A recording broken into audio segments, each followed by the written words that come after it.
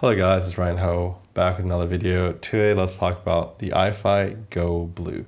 Now this is probably one of the nicest sounding little DAC amps I've heard. This thing has 245 milliwatts into 32 ohms. This has the ability to be used as Bluetooth and wired through USB, so you can use it as a DAC amp or Bluetooth, depending on which one you want. Obviously, using wired, you can get better sound quality, but then I think most people are probably interested in this because of the Bluetooth, which is also really good.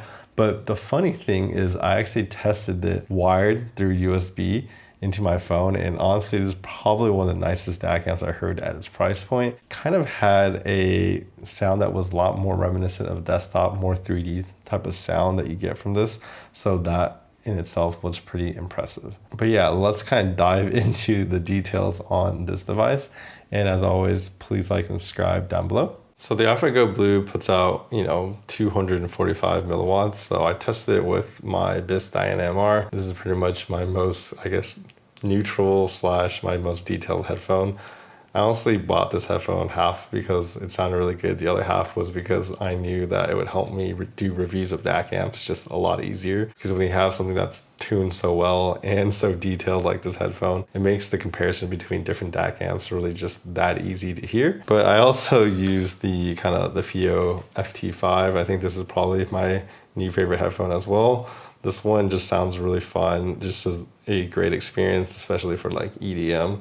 This is just the type of headphone I like to listen to a lot of times just because the bass is just so strong on this one. But yeah, using those devices, I can definitely tell that this little device is quite powerful. And I think it's because this thing actually has what they call direct drive. Now, I kind of, on the Ifi page, they always have like all the different technologies they use on their products.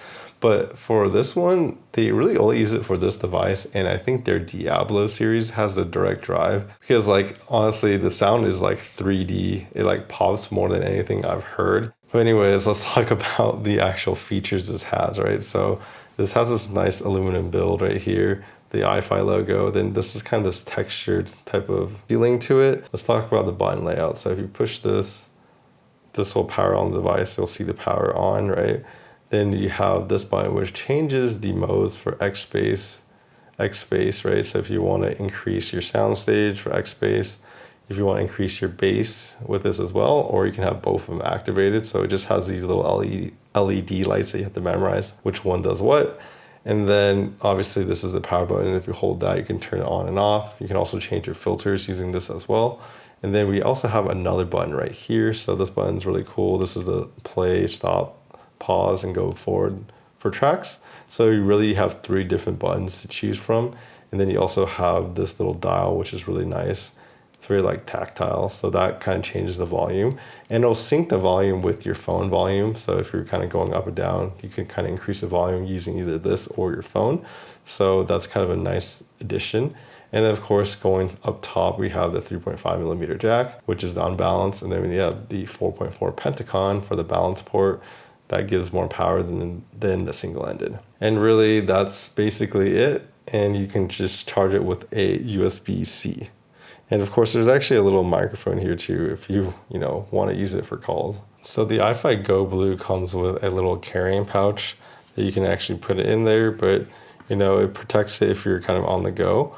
However, you can also buy a Go Blu case.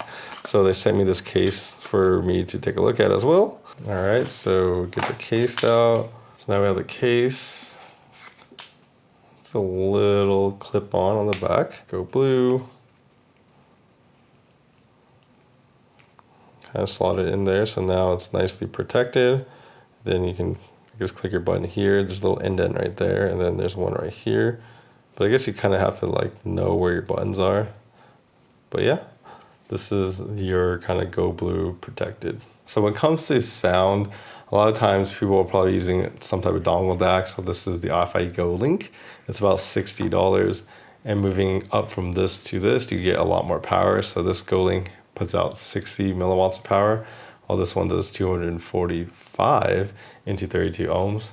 But the other difference as well for it is honestly the sound quality. The Go Link does sound pretty good, honestly, but you're getting more 3D type of sound. It's also a little bit more spacious. It gets you a lot more, honestly, closer to what a full-size desktop sounds like. but it's the kind of the pop and kind of the resolution of this that stands out a lot to me. Like if you're listening to music, a lot of times you'll hear the singer in the middle and then the background kind of instruments around it. This one really kind of separates like the vocalist from the background a lot. And it sounds like the instruments are kind of wrapping around you more with this one. And then all the details are coming out a lot more kind of forward. And you can kind of pick out the details a lot easier on this device as opposed to the Go Link. So the mount that actually pops out was better than anything else I tested in this price point so far. And so for me, this one definitely stands above the price. So I recently kind of reviewed the FiiO BTR7, and then I also have the kind of the FiiO KA11. So this device honestly sounds better than both of these. I mean, this is to be expected. This is like $30, but this device is the, you know, BTR7. It's the same price at $200. They both are made for Bluetooth, but the actual biggest difference is the functionality. So the kind of, you know, the button layout plus the screen on the BTR7 plus the ability EQ and all those kind of features. It has just more features, but the Ifi has better sound, honestly. Like between these two, the Ifi actually sounds noticeably better, in my opinion. At least the stuff I like and what I'm looking for, this one does. But this one has better functionality, better usability, more features. So it's really kind of a toss-up between like what you want. And they both put out about the same amount of power as well. So honestly, if you like the kind of, you know, sound quality, I think the Ifi is the one to go for. But if you want more features and usability, then this one is a BTR7 is a good pick for that. So yeah, I definitely recommend this if you're looking for a little Bluetooth DAC amp. Honestly, the wired mode of this is quite impressive in the sound. So that part is cool, but obviously even if you use it through Bluetooth, it's also really good sounding. So I definitely recommend this little device. And yeah, I just kind of like the little build quality kind of aesthetic too. It's just definitely a very powerful little thing, and it was kind of unexpected, especially when, you know, I could have reviewed it like, I guess 2 years ago, but I decided to skip on it because I was like, oh, it's probably gonna be okay. But now that I actually have it in my hand and testing it, yeah, it actually sounds amazing. So I was wrong in my perception of how it would sound.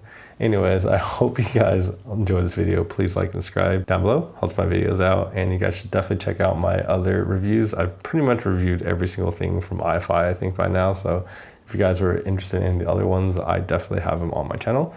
And yeah, I'll see you guys in the next video.